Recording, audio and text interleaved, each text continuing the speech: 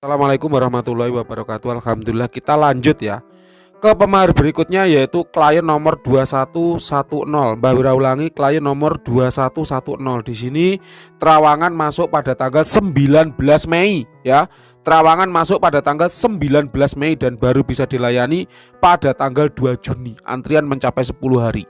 Oke, langsung saja. Untuk terawangan badan ya, yang pertama yaitu orang ya. Ini masih namanya seperti anak muda begitu ya. Untuk terawangan badan kita bagi menjadi 4 bab. Yang pertama kita bicara energi dulu ya.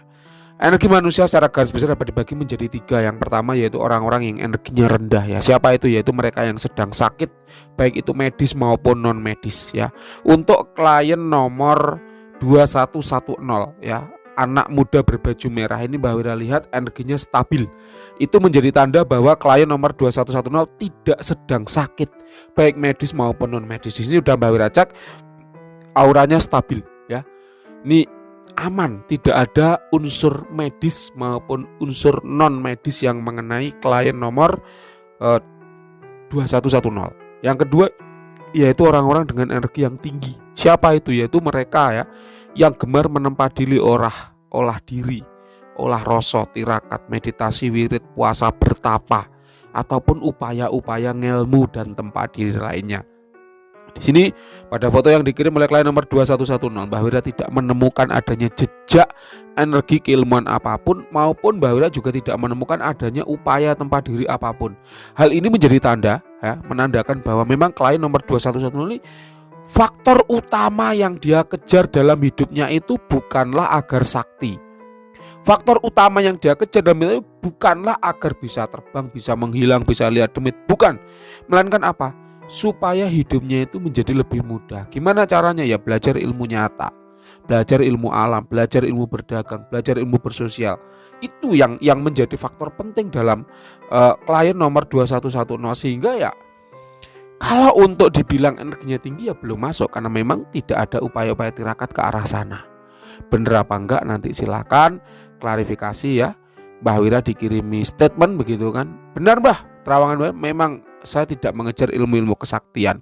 Atau salah Mbah, wah saya ini udah bertapa sampai kemana-mana kok dibilang tidak mengejar ilmu kesaktian. Misalnya seperti itu. Nanti akan Mbah Wira screenshot, Mbah Wira pajang di YouTube apa adanya aja. Salah ya Mbah Wira pajang, bener ya akan Mbah Wira pajang. Supaya apa? Menjadi pengalaman. Rekam jejak digital ya, di diary digital, bahwa oh iya, ternyata ketika Mbak Wira rasakan seperti ini, terjemahannya seperti ini tuh benar, atau ketika terjemahan seperti ini tuh salah. Gitu aja. Ya santai aja, Mbak Wira itu santai.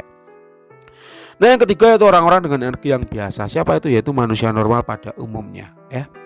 Ini masuk nih. Klien nomor 2110 masuk nih dalam kategori ini. Jadi biasa.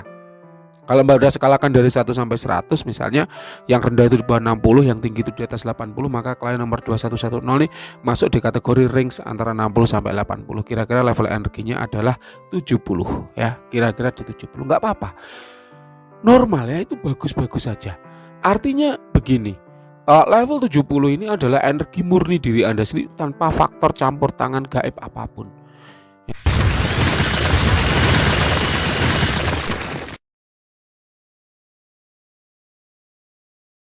Ya, mau energi itu rendah, tinggi ataupun sedang, yang penting itu adalah bagaimana kita memaksimalkan potensi diri kita, sehingga potensi diri itu jadi bermanfaat, membawa manfaat positif baik bagi diri kita maupun bagi orang lain, kayak gitu ya. Yang kedua kita bicara aura. Aura adalah manifestasi dari energi. Jadi saat energi yang ada di tubuh seorang itu bervibrasi membentuk warna, maka warna itulah yang kemudian kita sebut dengan aura. Aura seorang memang berubah-ubah ya, tergantung dia sedang apa, sedang dalam kondisi apa. Katakan misalnya Anda sedang tirakat ilmu-ilmu kejadukan misalnya ya, rawa rontek, rengkah gunung misalnya, maka ya aura itu akan berubah menjadi dominan merah, aura proteksi yang kuat ya. Kalau kemudian tirakat lagi ilmu-ilmu pengasihan misalnya, ya auranya akan biru. Ya, tirakat ilmu kerejekian, auranya akan kuning. Tirakat ilmu apa? Sihir, ilmu supranatural, auranya akan ungu. Jadi memang aura itu berubah-ubah. Nah, bagi Anda klien nomor 2110 yang memang sedang tidak tirakat apapun gitu kan, aura dominan adalah biru kuning ya. Biru adalah aura pengasihan yang bagus. Anda memiliki aura pengasihan yang bagus. Anda punya bakat untuk disenangi oleh orang lain ya. Kemudian Anda juga orang yang sederhana. Simpel gitu. Kalau sesuatu itu bisa dibikin mudah, kenapa harus dibikin sulit gitu. Kalau sesuatu bisa dibikin sederhana, kenapa harus dibikin rumit gitu. Itu pola pikir Anda seperti itu, dan itulah menjadi faktor yang menarik ya bagi bahwa Anda itu orang yang simpel, yang sederhana, bukan orang yang sulit, yang rumit, yang memperkeruh keadaan. Itulah yang membuat Anda menjadi orang yang banyak disenangi oleh orang lain ya. Kemudian karena Anda banyak teman, itulah untuk cari rezeki jadi gampang. Gak sulit, cari rezeki itu gampang.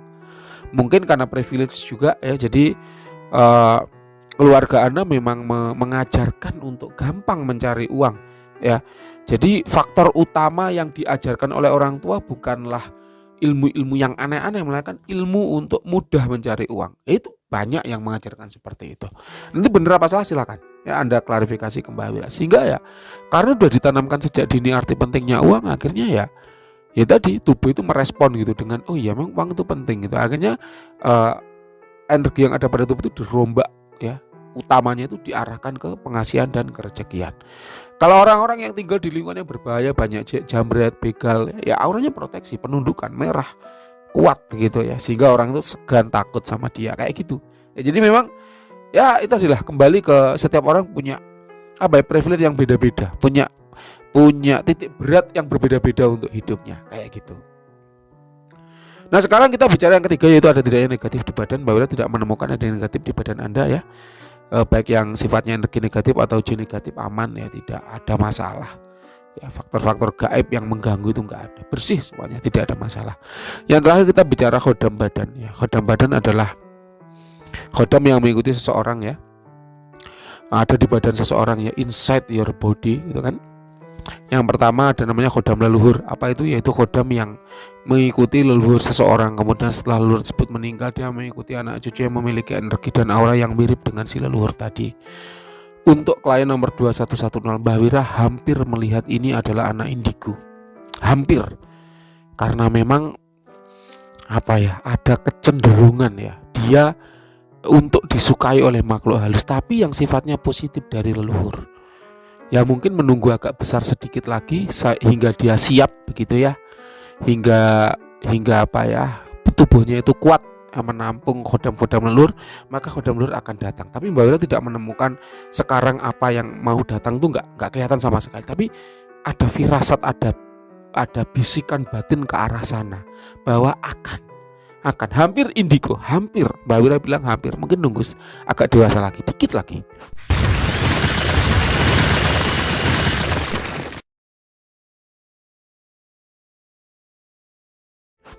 Nah itu ya, jadi sekarang masih belum, tapi hampir ya, ditunggu aja. Mungkin 1 tahun lagi atau 2 tahun lagi ya, ketika Anda siap ya, maka itu akan menjadi indigo. Yang kedua yaitu khodam pengisian, yaitu khodam yang sengaja diisikan ke badan untuk tujuan tertentu. Mbak Wira tidak menemukan alasan apa tujuan Anda mengisikan khodam ke dalam badan, itu kayak nggak ada gitu, sehingga ya untuk khodam pengisian ini nggak ada di diri Anda, karena memang Anda tidak pernah memikirkan untuk itu. Buat apa sih mengisi khodam ke dalam badan? Nah, hampir semacam itu ya. Kemudian yang ketiga yaitu khodam keilmuan, yaitu khodam yang mengikuti seorang yang mengamalkan keilmuan tertentu ya, itu juga tidak ada di diri Anda. Oke, sekiranya itu untuk terawangan badan, kita lanjut ke terawangan benda. Untuk benda yang diterawang yaitu sebuah batu ya, berwarna kuning. Ini menarik, secara vibrasi energi dia kuat ya. Ini Mbak Wira rasakan tuh lebih ke arah pengasihan dan kerezekian ya, tapi akan Mbak Wira baca secara komplit ya. Ini screening awal itu lebih ke arah pengasihan dan kerezekian. Secara visual Mbak Wira mendapat penampakan ada sepasang khodam, laki-laki dan perempuan.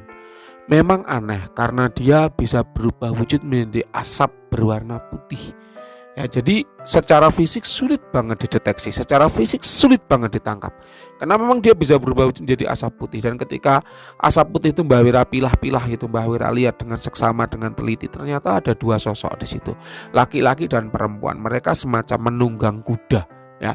Kuda ini adalah simbol atau pertanda. Memang kalau kita bicara supranatural semuanya itu serba simbol, serba penggambaran. Jadi kalau bicara wujud khodam, wujudnya jin itu jangan kaku-kaku. Kenapa? Karena yang namanya jin itu pinter banget berubah wujud, pinter banget memanipulasi wujudnya. Karena memang ya itulah kelebihan mereka. Jadi apa yang Mbak Wira katakan sebagai wujud di sini hanyalah penggambaran karakter energi yang dia miliki. Oke, kita kembali.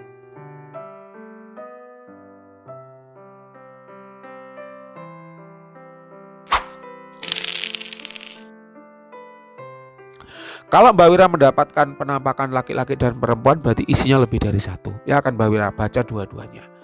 Yang pertama, asal khodam ini adalah jin langitan. Apa itu jin langitan? Jin langitan atau khodam malakutan adalah jin yang tinggal di angkasa. Memang jin itu macam-macam.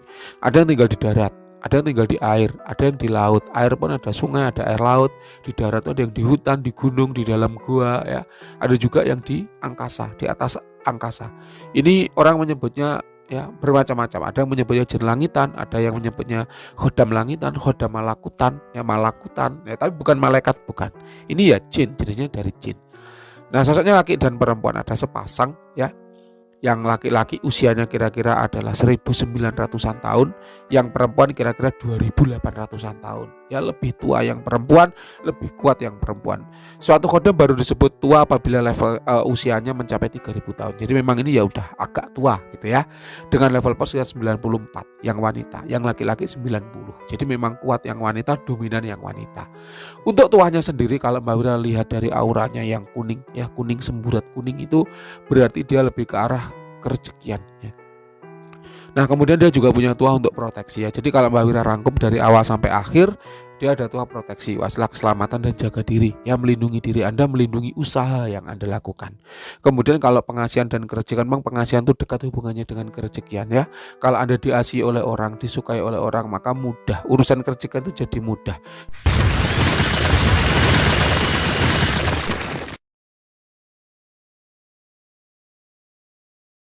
Disenangi bos, maka akan dikasih bonus proyek, kan gitu ya, gampang dikasih bonus. Kalau diasihi oleh pembeli akan loyal menjadi pelanggan tetap. Kalau diasihi oleh orang yang baru dikenal, kemungkinan prospek kalau closing kita menawarkan apapun itu mudah. Misalnya kayak gitu, kita tidak akan dicelakai oleh tim rekan kerja. Kalau kita disenangi oleh bawahan akan mudah diatur, mudah dikontrol, sehingga ketika kita punya suatu target itu akan mudah untuk diraih kayak gitu. Jadi semuanya akan berjalan lebih mudah, rezeki itu akan lebih mudah apabila kita banyak diasihi ya. Nah, ini tuahnya udah jalan, kalau menurut Mbak Wira bagus, positif. Kemudian dia senang mendampingi Anda, dia jodoh dengan Anda. Kenapa? Karena memang Anda orang yang baik, yang gak neko-neko, gak aneh-aneh. Itu saya tidak tahu apakah pemiliknya itu adalah orang berbaju merah yang difotokan di bawahnya atau bukan. Mbak Wira tidak tahu. Namun memang khodam ini senang dipegang oleh pemiliknya yang sekarang. Mbak Wira agak kesulitan mendatangkan mereka berdua untuk hadir, tapi secara komunikasi jarak jauh itu mereka senang dengan apa yang Anda lakukan sekarang, apa yang pemiliknya lakukan sekarang. Cara berkomunikasinya cocok ya, kemudian walaupun tidak terlalu sering tapi bagus. Kemudian afirmasi perintah-perintah yang diberikan juga masih masuk akal, bisa dilakukan, bisa diwujudkan. Kemudian untuk minyak perawatan mereka tidak minta yang aneh-aneh, tapi apa yang Anda berikan sekarang mereka sudah cukup senang kayak gitu ya. Nah, kalau misalnya ingin memberikan hadiah yang bagus, apa Mbak Wira menyarankan dupa garu cap raja omyang ya. Sedang ada promo diskon 50% di Shopee dan Tokopedia, linknya ada di kolom deskripsi. Kenapa kok Mbak Wira menyarankan dupa garu cap raja omyang? Karena herbal. Minyak itu seringkali sekarang itu terbuat dari bahan kimia sintetis. Kenapa? Karena untuk membuat yang esensial itu mahalnya luar biasa, sulitnya luar biasa. Katakan minyak mawar itu butuh berapa kilo mawar untuk membuat 1 mili minyak esensial sari atau ekstraknya mawar, kan gitu. Sehingga untuk menjual minyak yang lebih murah, orang membuatnya secara kimia, secara sintetis, namanya minyak senyawa aromatik, kan gitu. Jadi kalau Anda memang ingin yang berkualitas, yang bagus, Mbak Wira menyarankan dupa garu herbal. Kenapa kok herbal? Karena dia memang tanpa campuran bahan kimia apapun, wanginya lembut atau soft ya, tidak nyegrak, tidak nendang hidung, soft sekali. Karena memang tanpa campuran bahan kimia apapun, tanpa disemprot dengan parfum aroma garu. Secara vibrasi energi bagus sekali untuk merecovery energi khodam yang habis ketika menjalankan afirmasi yang Anda berikan. Ini khodam-khodamnya ini bagus kok. Secara vibrasi energi bagus, secara kualitas energi bagus. Ya, jadi dia tidak sedang kelelahan, tidak sedang sakit. Aman. Anda juga tinggal di lingkungan yang positif, tidak banyak serangan-serangan gaib gitu ya, sehingga Mbak Wira tidak menemukan adanya residu energi negatif di khodam ini. Dan dia juga tidak menceritakan bahwa Anda memiliki pesaing-pesaing yang nakal, yang sering nyerang, itu enggak ada. Aman, semuanya bersih. Itu ya. Itu untuk wawancaranya. Silahkan kalau ada pernyataan boleh disampaikan. Kalau ada pertanyaan juga boleh disampaikan. Terima kasih, selamat malam.